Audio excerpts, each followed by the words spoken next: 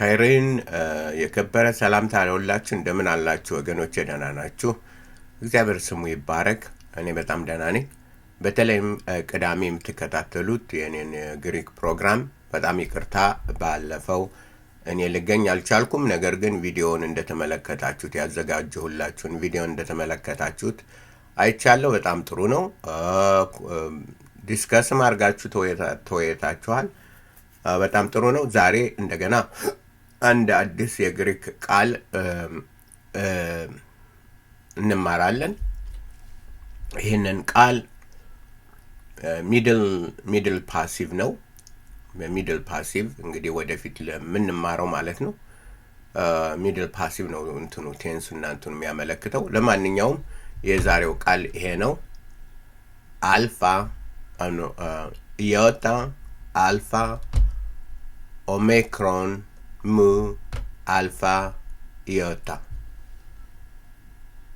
ኢያኦመ ኢያኦመ ኢያኦመ ኢያኦመ በሞደርን ግሪክ እንግዲህ እኔ ሁለት አንዳንዶቻችሁ ግራ የሚጋባችሁ ምንድነው፣ ሌሎች አስተማሪዎችን ሰምታችሁ እኔን ስትሰሙ አንዳንዴ የእኔ የሆነ ሁለት ታያላችሁ፣ ሁለት ትሰማላችሁ እና ግራ ይገባችኋል። እኔ ሁለቱንም ለማስተማር ነው። ሞደርን ግሪክ እና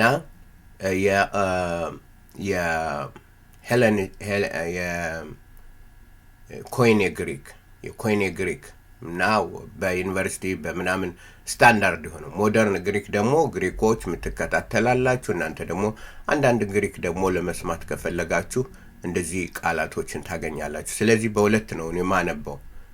ኢያኦመ ኢያኦመ ኢያኦመ ኢያኦመ ኢያኦመ በሞደርን ግሪክ ነው። ኢያኦማይ ኢያኦማይ ኢያኦማይ ደግሞ የኮይኔ ግሪክ ነው። የመጽሐፍ ቅዱስ የዩኒቨርሲቲ ምናምን የምትማሩት ይሄን ነው።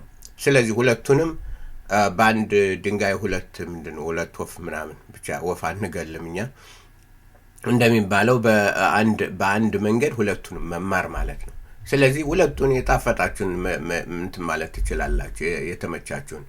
ኢያኦመ ኢያኦመ ኢያኦመ ኢያኦመ የሞደርን ግሪክ ነው። የዘመኑ ግሪክ አቴንስ ምናምን ብትሄዱ ያንን ነው የምትሰሙት። ኢያኦማይ ኢያኦማይ ትንሽ ነው ለውጥ ያለው። ኦማይ ማይ ሚድል አመልካች የምንለው ነው። ሚድል ፓሲቭ። ኢያኦማይ ኢያኦማይ ምን ማለት ነው? ቨርብ ነው። ቱ ሂል መፈወስ መፈወስ መፈወስ መፈወስ መፈወስ መፈወስ መፈወስ መፈወስ መፈወስ መፈውስ ነው ያልኩት። ስጽፈው ነው እንግዲህ ስጽፈው ይሄ እንትኑ ፊደል እንትን ማለቱ ያስቸግረኛል። ኢያኦማይ ኢያኦማይ ኢያኦማይ ኢያኦማይ ኢያኦመ ኢያኦማይ ኢያኦመ ኢያኦማይ በሁለቱ እያፈራረኩ ነው እንትን የምንለው። ቃላው ዋናው ነገር ምንድን ነው? መፈወስ መፈወስ። የት ላይ እናገኘዋለን? ይሄ የማውንስ ነው። ማቴዎስ 8:8 አለ። ማቴዎስ 8:13 አለ። በተለያየ ቴንስ ነው።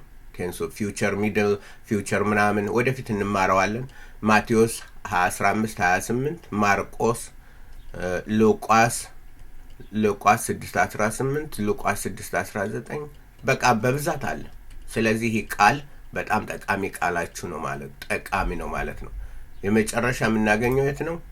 በሚቀጥለው ፔጅ ላይ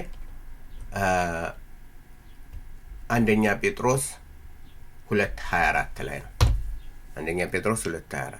ስለዚህ ኢያኦመ ኢያኦመ ወይም ኢያኦማይ በጣም ጠቃሚ ቃል ነው ማለት ነው። ስለዚህ ያዙት።